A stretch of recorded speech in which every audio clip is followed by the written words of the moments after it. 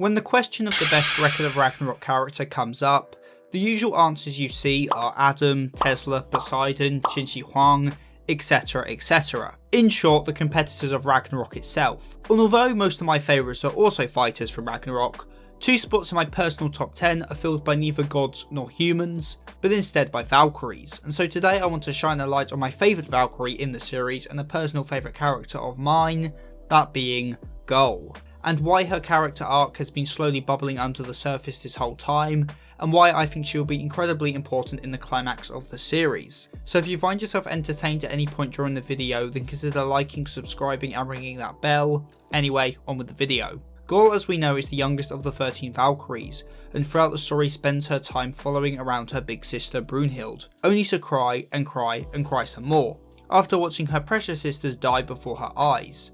Pretty understandable, I think we can all agree. However, even though her reactions to each of these deaths seem on the surface level to be the same each time, I beg to differ, and think that as each round concludes we see Göll change more and more until she will eventually become the final hope for humanity. But before we get to that point, let's go back to her first appearance in the series. When we first see Göll, she is in awe of the gods. She sees their rule and word as absolute. The idea of opposing their decision was an impossibility to her. Yet when humanity is about to be wiped out as she watches powerless to do anything, her eldest sister Brunhild steps forward and shows that you can stand up to the gods.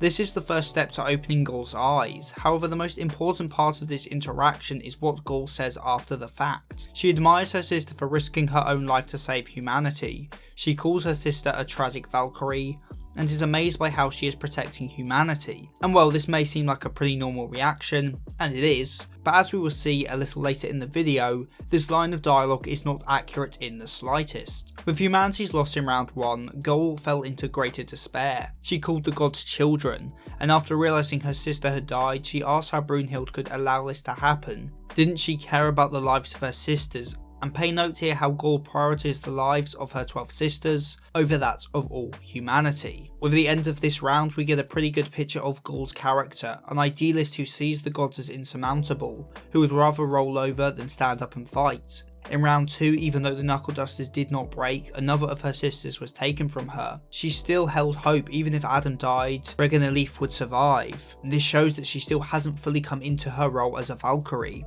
As Brunhild explains, the Valkyries are closer to humanity than any god.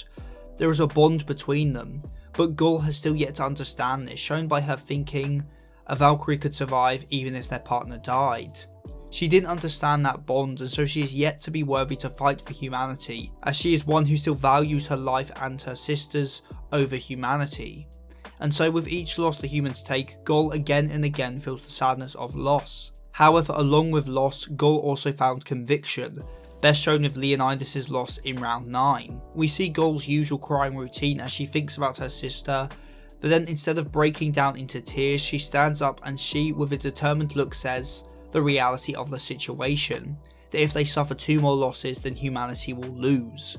Basically, Göll for once is being not only proactive but also realistic, no longer the idealist who didn't dare defy the gods that we saw in chapter 1.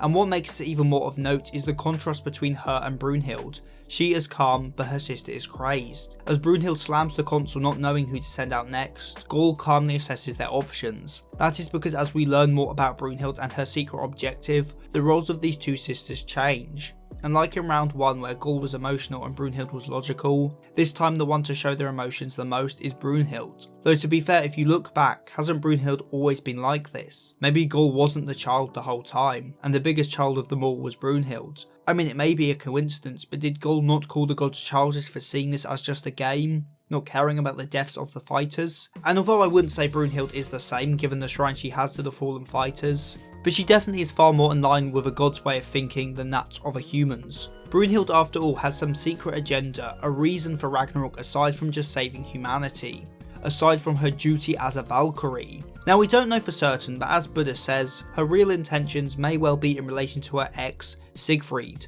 who is locked up in Tartarus.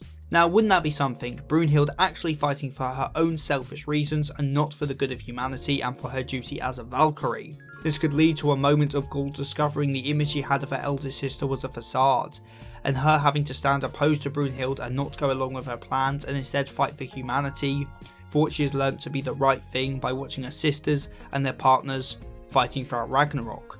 Now for a bit of speculation, but I do believe this moment after round 9 and everything we've seen from Göll so far does point to the idea that Göll will be the one to fight and win in Ragnarok's final round. A big thing she struggled with was her sisters being asked to go out there and die, especially when they were forced to, like in the case of Locke. I mean, I think we can all agree she wouldn't be happy about going out there herself. At least at the start of the story, that would be true. The Valkyries exist to save humanity, to fight as their weapons. Göll is coming of age across the story, becoming a Valkyrie proper. I mean, do remember, she is only an apprentice Valkyrie, aka she's yet to understand the role of the Valkyrie, and I can very well envision a scene of her being granted the full rank of Valkyrie near the end of the story.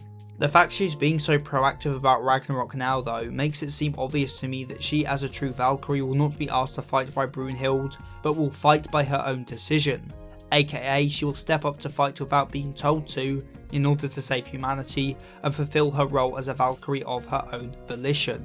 Now this could come as a result of Brunhild dying in the penultimate match, perhaps leaving Göll alone as the final Valkyrie to either walk away or choose to fight, or possibly from Brunhild betraying and fighting for the gods alongside Siegfried. I really don't know. Though for the latter, the idea of Göll fighting Brunhild in the final match in order to honour her duty as a true Valkyrie and save humanity, in contrast to Brunhild, the fallen Valkyrie, who instead fought for her own desires, you know, it would be pretty cool. And well, if we are speculating, then I'll just throw in that Kentoki, the symbol of children gaining courage, is probably the perfect partner for her, since that kind of sums up her entire character arc, going from a crying child who couldn't even fathom standing up to the gods, to a true Valkyrie who holds back her tears and fights to save humanity.